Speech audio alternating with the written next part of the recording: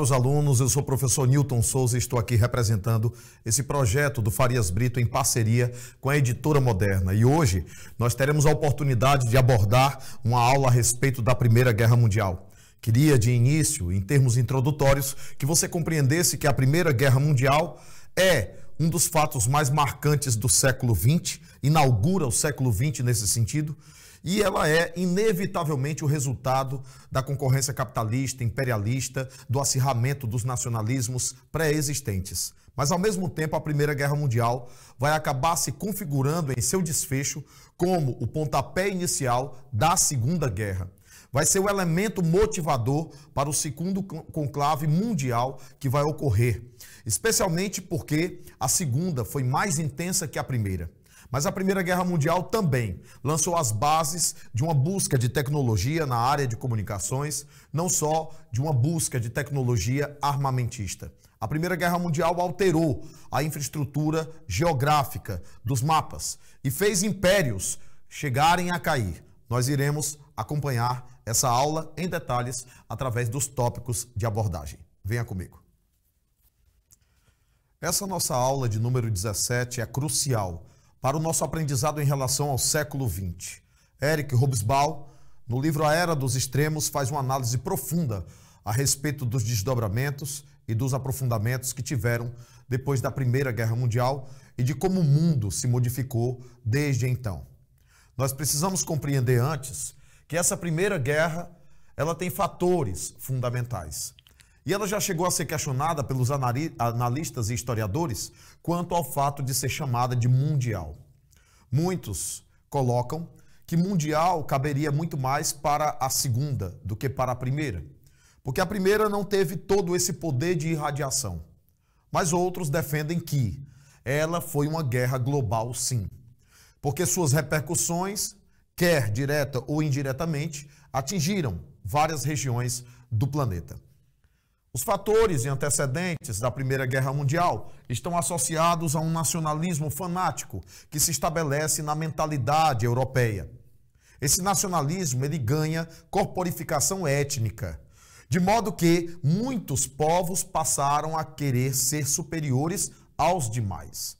Esse processo já havia sendo elaborado desde o darwinismo. O positivismo ajudou a acrescentar e aprofundar ainda mais essa concepção equivocada de superioridade racial. O fato é que a Alemanha tinha acabado de se unificar no final do século XIX. Em 1870, a Guerra Franco-Prussiana deu à Alemanha o estatuto de país. Os reinos, principados alemães unificados criaram uma nação forte, autoafirmativa, que observava no passado a chamada Conferência de Berlim com maus olhos, porque a Conferência de Berlim inevitavelmente retirou da Alemanha grande parte das possessões que ela poderia ter ou quereria ter.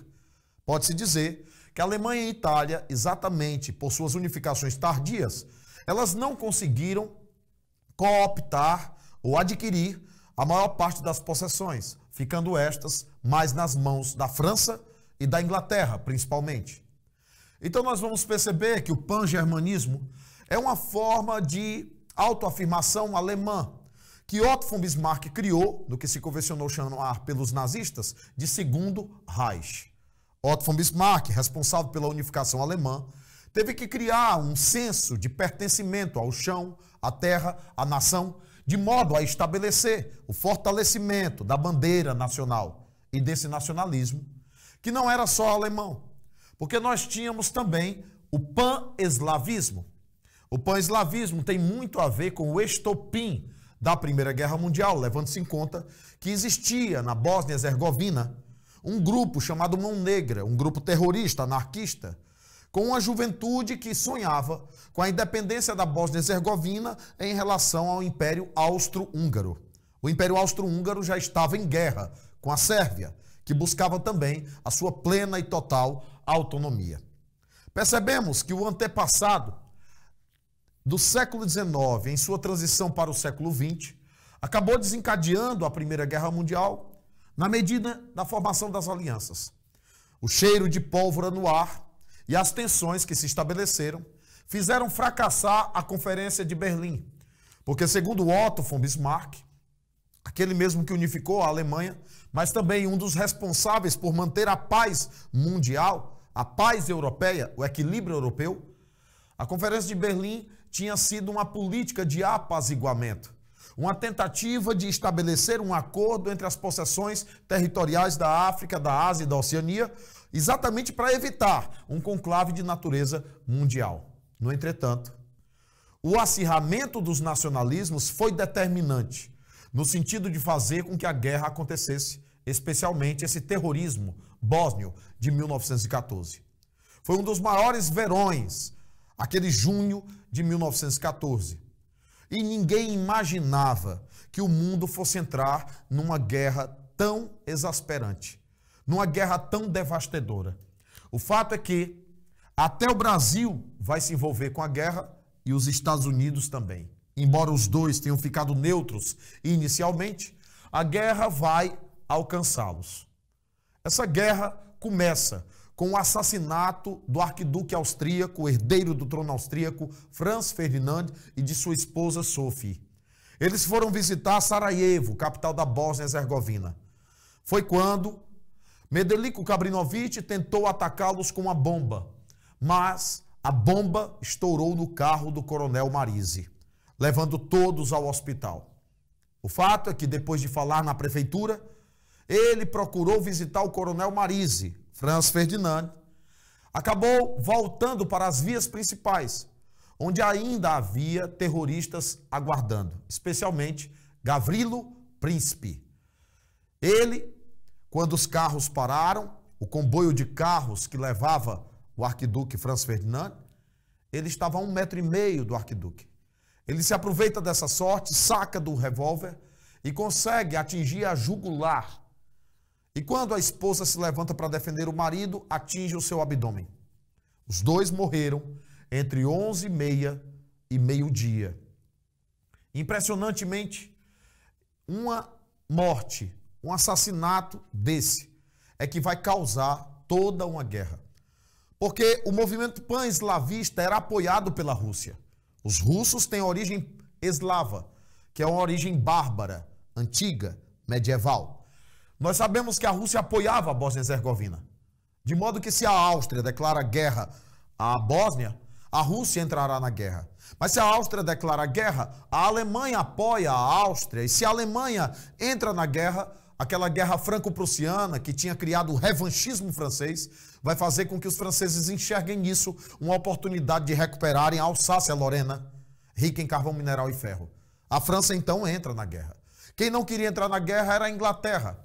Mas o problema é que o chamado Plano Schlieffen, elaborado pelo general Schlieffen na Alemanha, que pretendia invadir a França através da Bélgica, para evitar da Alemanha enfrentar dois flancos de guerra, um contra a França e outro contra a União Soviética, simplesmente ele ia entrar pela Bélgica, por trás da França, e iniciar um único flanco na direção da Rússia.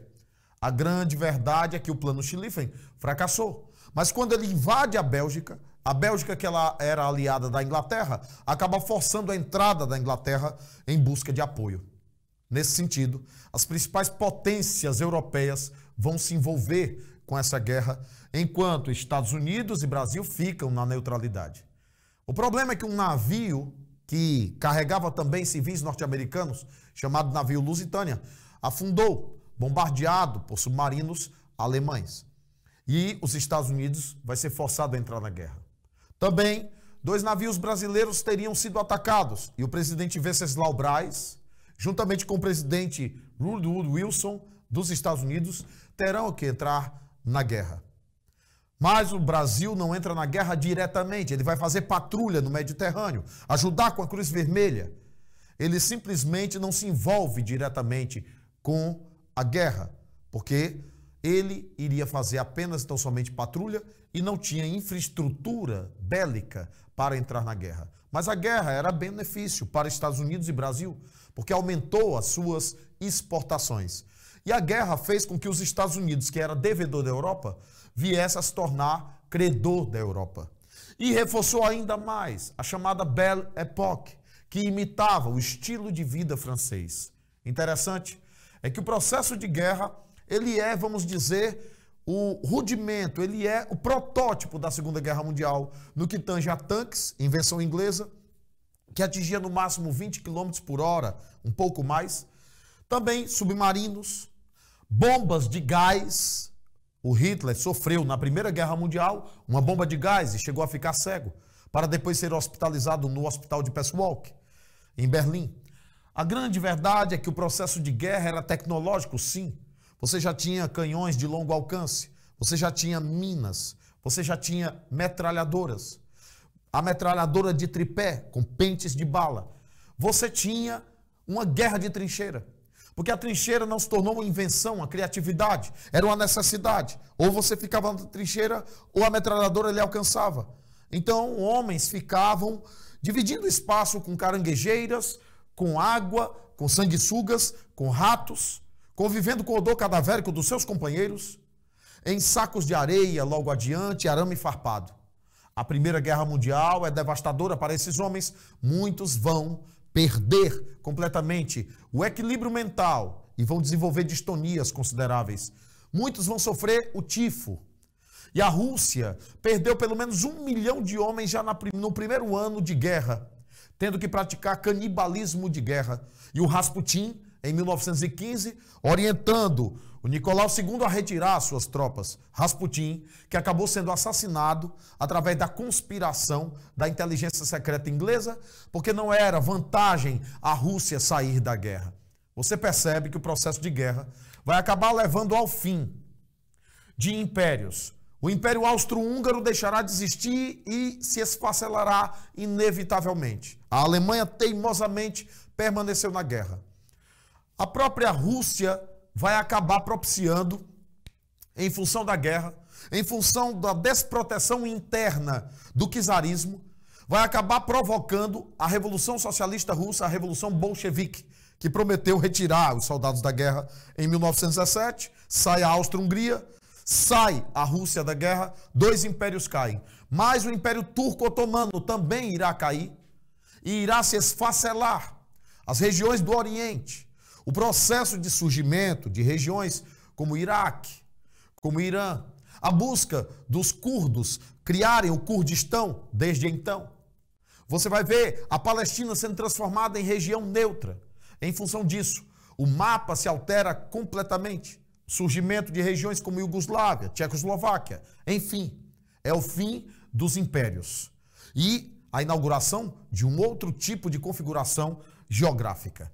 O fato é que a Inglaterra, teimosamente isolada, levou a guerra a limites extremos, a ponto de quase sumir do mapa, sendo obrigada a assinar um tratado impositivo em 3 versões. E a terceira versão ainda foi pior, porque culpabilizava completamente a Alemanha, quando foi a Áustria-Hungria que declarou guerra. Culpabilizava a Alemanha exigindo o pagamento de 32,9 bilhões de marcos ouro em moeda alemã pela indenização aos países da Tríplice Entente. Nessa guerra, você tinha a Tríplice Entente, formada pela própria Rússia, pela França e pela Inglaterra, e a Tríplice Aliança, formada pela Áustria-Hungria, pela Alemanha e pela Itália. Nós vamos perceber que o Tratado de Versalhes humilhou a Alemanha porque forçou a criação da Polônia, dividindo parte do território alemão, chamado Corredor Polonês. Também exigiu que a Alemanha extinguisse a sua força aérea, reduzisse o seu contingente militar a 100 mil homens, o que não é nada, pagasse com 40 mil toneladas de carvão por ano, assumisse total responsabilidade pelo processo de guerra e ainda tivesse todos os seus navios e comércio fiscalizados pelos países europeus. Era criada, nesse momento, a Liga das Nações, que foi fracassada para evitar a Segunda Guerra. A Liga das Nações foi o organismo criado para uma vingança e para desmantelar a economia alemã, que já parecia ameaçadora para a Inglaterra, porque os alemães estavam produzindo uma industrialização bastante invejável e estava concorrendo com a industrialização inglesa.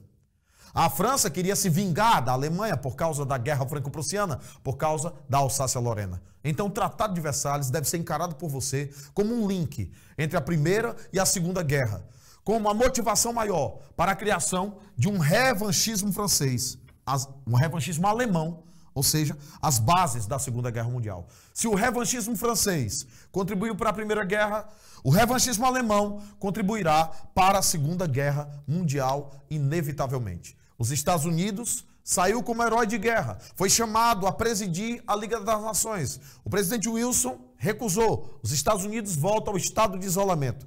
Isso cria nos Estados Unidos o American Way of Life, um estado de euforia, porque as exportações aumentaram para a Europa, mas mais tarde irá ocasionar a crise de 1929. Nós vamos perceber que o Brasil também teve repercussões interessantes para um surto mesmo que tímido, mas um surto industrial no governo Venceslau Braz. E por isso surgem movimentos operários que desde então estavam se estabelecendo. Você percebe que a Primeira Guerra Mundial, ela mexeu com várias estruturas. E é importante perceber o antes, o durante, o depois, na medida em que as conexões entre esses aspectos fazem com que a Primeira Guerra seja um dos maiores fenômenos históricos da humanidade. Mas, sobretudo, porque essa Primeira Guerra se reedita. Como diria mais tarde Winston Churchill, a Segunda Guerra, na verdade, era uma continuação da Primeira.